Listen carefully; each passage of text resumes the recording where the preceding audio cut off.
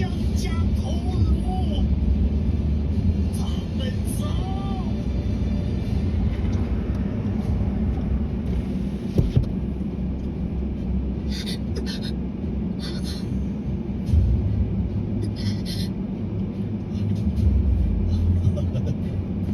这平安典型的清楚弟子，不自己说，差点闹误会，伤了和气。刚才你不是要把本尊胆珠换上吗？怎么变脸比翻书还快？肯定这张嘴真是该打，该打！弟弟，原谅哥哥，有眼不识泰山，别往心里去啊。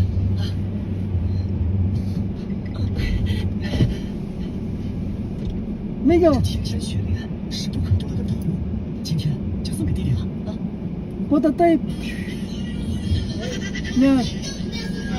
Tape I don't know that. inside. You don't have the tape inside?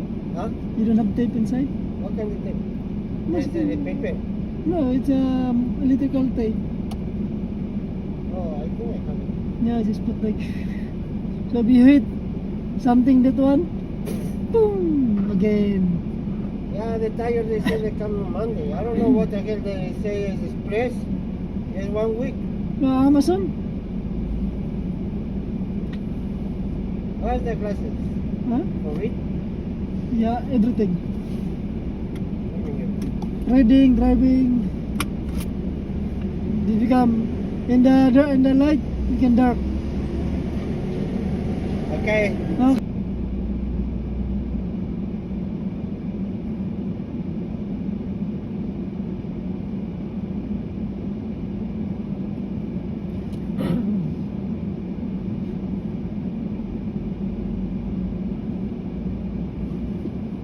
You're better than me, Bradley admitted. If he was better than her, he would have caught her earlier. But if I continue, do you think I'll get in trouble? Mia asked worriedly. If only she was involved, she wouldn't be afraid. But the Gomez family would also be affected because of her. In this incarnation, the Gomez family wasn't so powerful. They were rich, but only at a normal level, so they could be easily ruined. Miss Gomez, if you don't mind, you could leave it to me after you have the result, Bradley offered. He had no worries at all. Great, Mia answered. If Bradley could handle it, she could avoid unnecessary trouble. Mia didn't care if she gave what she had found out to Bradley, even if it was a major discovery. Actually, even if Bradley didn't show up, she had no plan to take the credit after finding out the truth. Sometimes she needed to take the credit, but some credits were just a burden. If other people knew she found out the truth, she would be paid back. Before long, they arrived at the hospital, and Mia and Bradley got out of the taxi together. Will you please pay the bill? It's not convenient for me to get money right now, Mia said. There was a laptop in her hands, so it wasn't convenient for her to reach into her pocket. Anyway, it wasn't expensive, so she asked Bradley to pay the fee. No problem, Bradley responded. Even if Mia didn't ask, he wouldn't ask her for the taxi fee. When they had almost arrived, he had already prepared change. Mia saw that and knew Bradley was planning on paying, but out of courtesy, she still needed to ask him politely. Otherwise, it would seem as if she took his kindness for granted. Bradley and Mia quickly found where Jonathan and his chauffeur were. They were having a medical exam. Because they were badly injured, it would take a long time. While they waited, Mia went to a corner and continued her investigation. This time, she checked the surveillance cameras along the street. She watched the surveillance videos from the explosion back to where the car came from earlier. About 10 minutes later, David and Vivian reached the accident scene. The moment they saw it, they were stunned. Although they knew it was a car explosion, they didn't expect it to be so serious. What was most frightening was how close the Gomez family's car had been to the exploded car. Before long, David and Vivian saw Alyssa, and they immediately ran towards her. Alyssa didn't see them until Vivian called her name when they reached her side. Alyssa, are you all right? Vivian asked, pulling Alyssa's hands and checking her from head to toe to see whether she was injured. Mom, Alyssa cried, bursting into tears. There was no one she could rely on before her parents came, so she had to be strong. But as soon as she saw her parents, she was relaxed and cried cried in Vivian's arms. All right. Dad and Mom are here. Don't cry, my daughter. Vivian comforted her at once. Where is Mia? David asked. He disliked his niece, but he ought to care about her in such a situation. I don't know, Alyssa sobbed. Get into the car with Alyssa. I need to see Archie, David ordered. Okay, Vivian replied. Then she went back to the car with her daughter. David walked over to see Archie and told him that they would take Alyssa back home first. At the same time, David also asked where Mia was now. Archie told him that she left to deal with something. She left to deal with something? It was late at night. She was a teenage girl. What did she need to deal with? David was instantly angry and criticized Archie. It's late now. Why did you allow a teenage girl to leave alone? Why didn't you stop her? What if she does something wrong and humiliates the Gomez family? He yelled. He didn't care about Mia's safety, just her behavior and how it would affect the Gomez family. Archie was displeased, not because David shouted at him, but because David disrespected Mia. Mr. Gomez, I don't think Mia will humiliate the Gomez family, Archie defended. The truth was that Mia had humiliated the Gomez family many times before, but she was completely different now. David was even angrier since Archie defended Mia. She won't. Doesn't she humiliate the Gomez family all the time? He yelled.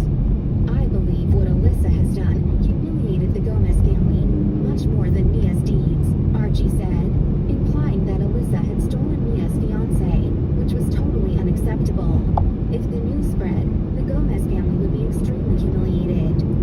David didn't know what to say. Because he felt guilty, he didn't continue to talk about it. He snorted, then turned around and left. He didn't ask further about what Mia had left to do.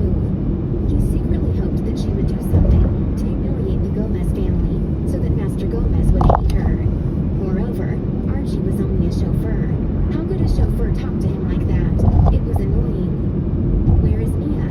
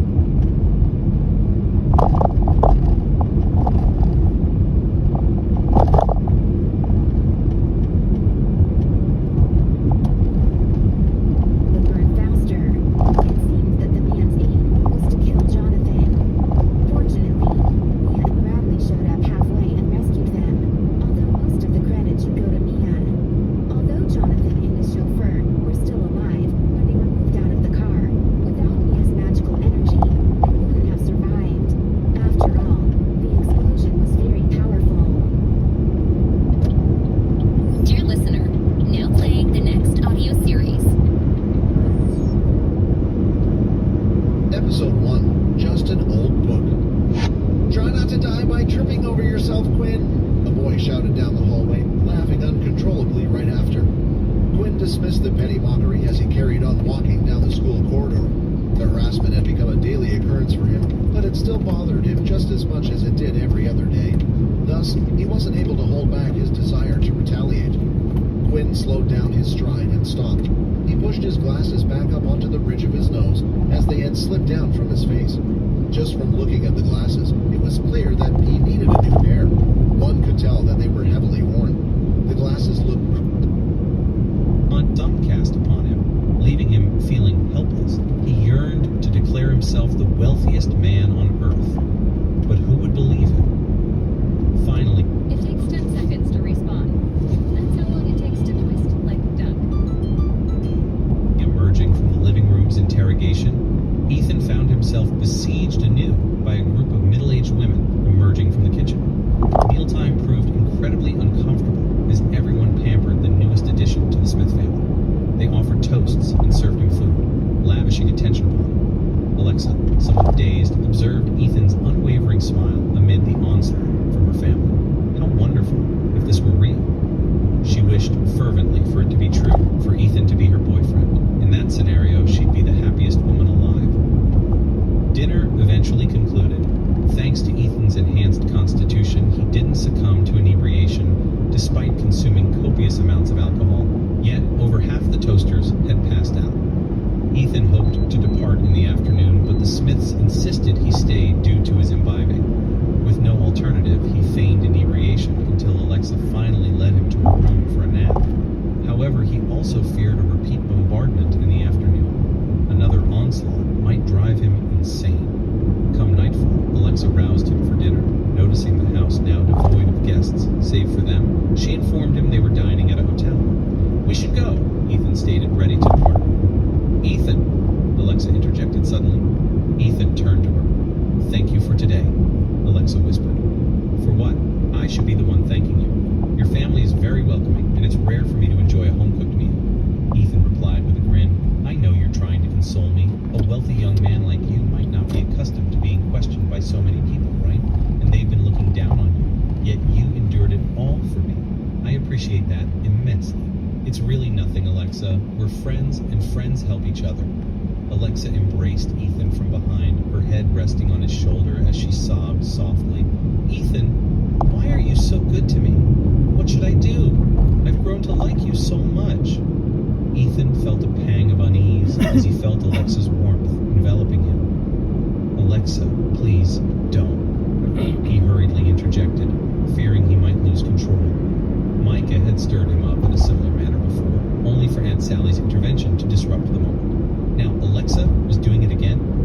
"I'm not a saint, okay? Why do all of you insist on playing with fire? Ethan, can you let me hold you? Don't say anything, just let me hold you quietly." Ethan's unease ebbed at Alexa's words. Without a word, he allowed himself to be embraced, quietly basking in the warmth of Alexa's embrace. 10 minutes later, Alexa released him, wiping away tear streaks from her face. "Thank you, Ethan. Let's go. My family will worry if we're late." With that, Alexa proceeded, while Ethan followed, smiling wryly. Descending the stairs, Ethan drove Alexa and himself to the hotel, the sole 5-star establishment in Goat City. Only renowned and respected figures frequented this venue, symbolizing the epitome of luxury and service in Goat City. They made their way to the private room Ken had reserved, a spacious chamber accommodating 3 fully set tables without feeling cramped. "Where were you, Alexa?" "Everyone's been waiting," Aunt Mary chided upon their arrival. Though impressed with Ethan's conduct, many still harbored disdain for his family background. Their dissatisfaction stemmed from a perceived threat to Ken's generosity with a son-in-law like Ethan in the picture. Handsome and enrolled in a prestigious university, Ethan's presence threatened to diminish Ken's benevolence. "I apologize, Aunt Mary. We were delayed by traffic," Alexa explained. "Take your seats. I'll have the waitstaff serve the food," Laura instructed. Ethan and Alexa promptly seated themselves beside each other. Soon, the servers began delivering dishes. No one toasted Ethan this time, perhaps deterred by his afternoon's alcohol tolerance. Yet, dinner proceeded merrily. Midway through the meal, Ken rose, wine glass in hand. This toast is for you, Ethan. Ethan, too, stood, raising his glass. You're too kind, Mr. Smith, but this toast is for you. Ethan, sit and let me finish. By now, I believe everyone knows of my recent financial setback. My swift recovery is entirely due to Ethan. Without his $100 million loan, I doubt I could have bounced back in my lifetime. So here's to you, Ethan. You've saved my entire family. Thank you. Following Ken's revelation, the room fell into stunned silence. Every eye fixed on Ethan bore an expression of disbelief, their faces a canvas of incredulity. To conceive that it was Ethan who had provided Ken with the means to weather this crisis, and a staggering $100 million at that. Their own modest savings, reliant on Ken's patronage over the years, paled in comparison. The shrewder among them boasted net worths of $3 to $5 million, while the less astute held a mere $1 to $2 million. But a sum of $100 million seemed inconceivable. Did Ken even possess such wealth? Doubtful. Aware of Ken's predicament following his swindling by a business partner, they had brainstormed ways to assist him. After all, Ken's downfall would spell misery for them as well. They had risen and fallen alongside him. Yet here stood Ethan, this affable and courteous university student capable of proffering $100 million to Ken's aid. How old was he? By appearance alone, perhaps 21 or 22, so young yet in possession of such wealth. It seemed implausible that he had earned it himself. It must have come from his family. To casually bestow $100 million upon their offspring, without so much as consulting him on its usage. How deep were the coffers of this family? Was this the small family business Ethan had mentioned? If that constituted a small business, what did that make theirs? Mere scraps? The individuals who had earlier mocked Ethan found themselves flushing with embarrassment. Their concerns over potential losses from Ethan's potential marriage to the Smiths now seemed laughable. Would a scion of such affluence even entertain the notion of becoming a live-in son-in-law? Moreover, wouldn't their own kin stand to gain from the Smiths' union with such an aristocratic lineage? Perhaps in time they too would boast tens of millions, all by virtue of their association with Ethan and Alexa. In this moment, the perception of Ethan underwent a remarkable shift. Disdain and sarcasm morphed into deference. Such was the transformative power of wealth. At Ethan's affected remark, Mr. Smith, you needn't be so formal. Alexa and I are close friends, and $100 million is a trifle to me. The room fell silent, numb with disbelief. Only a scion of immense wealth like Ethan could utter such words, rendering $100 million akin to spare change. Though it may be inconsequential to you, Mr. Drake, it holds immense significance for the Smiths. Without it, we'd have been ruined. Every person in this room owes you their gratitude, Ken proclaimed, his gaze sweeping across the assembly. He observed their treatment of Ethan throughout the day, withholding comments to discern their reactions to the truth. How dare they look down upon Ethan? They ought to reflect on whether they could so merrily dine here without Ethan's aid. They should all return home and contemplate their circumstances. Indeed, we owe you our salvation, Mr. Drake. This toast is for you. I shall partake now, while you take your time, Alexa's Aunt Mary swiftly interjected, rising to her feet and raising her glass to Ethan. Aunt Mary, who had been the most critical of Ethan since the afternoon, also showed a keen interest in him. Given that Ken lacked a son to carry on the Smith family name, Aunt Mary's own son stood as a potential heir. Despite Ken's prominence within the Smith family, the old Master Smith had always favored his second son, given the latter's male heir. Thus, with old Master Smith's intervention, Ken's second son would reap the lion's share of benefits among the relatives. Privately, they had even insinuated to old Master Smith that if Ken were to bestow his assets upon his two daughters in the future, it would sever the ties with the Smiths. They hoped to secure a portion of that inheritance for themselves. Now, with Ethan's identity as a scion of a super-wealthy family laid bare, Aunt Mary couldn't be happier. It was unlikely that Ethan would covet the Smiths' estate, and he might even contribute to their growth. In that case, her potential inheritance would only increase. Perhaps one day her family's assets would soar into the hundreds of millions. With such wealth, she could bid farewell to toil and live as a wealthy woman. Lost in these musings, Aunt Mary regarded Ethan with a maternal smile, her satisfaction evident. Mr. Drake, I express my heartfelt gratitude for your generosity, which facilitated the Smiths' resurgence. Allow me to toast you once more. I shall drink now. Take your time, she proclaimed. The adults at the tables raised their glasses in turn to Ethan, each addressing him as Mr. Drake. The shift in how they addressed him was palpable. Where they had used Ethan before, now it was uniformly Mr. Drake. Furthermore, while earlier they had awaited Ethan to finish his drink before stopping, now they took their own sips first, allowing Ethan to sip leisurely, unpressured to hasten. It was a transformation of status and position. The dinner proceeded with Ethan at its center. Now, whether intentional or not, everyone accorded Ethan respect. If he so much as glanced at a dish, it lingered before him until he signaled otherwise. Host and guest reveled in the evening. As it neared its end, the door swung open, heralding the entry of what they presumed to be a waiter, but the gruff voice that followed dispelled that illusion. Mr. Smith, there you are. I've been searching high and low for you. Ken's countenance shifted upon hearing the voice. The newcomer exuded an air of menace, accompanied by several henchmen. It was evident he meant trouble. Upon entering, he clapped Ken's shoulder with such force that the knife in Ken's hand clattered to the ground. Eric, what is the meaning of this? This is a family gathering. Do not cause a scene, Ken retorted, his tone laced with anger. I'm causing trouble? Why should I trouble you now that you've resolved our matter? You're wealthy again, basking in your Smith family renown. Have I become irrelevant to you? Eric Waters sneered, his eyes narrowing. Eric, this is between you and Harvey. It doesn't involve me or the company, Ken countered. Harvey Neal, Ken's former partner, had absconded with the company's assets and borrowed extensively in its name. While Ken had repaid the debts, borrowing in the company's name meant he was legally obliged to settle them. He harbored no illusions about the folly of befriending Harvey.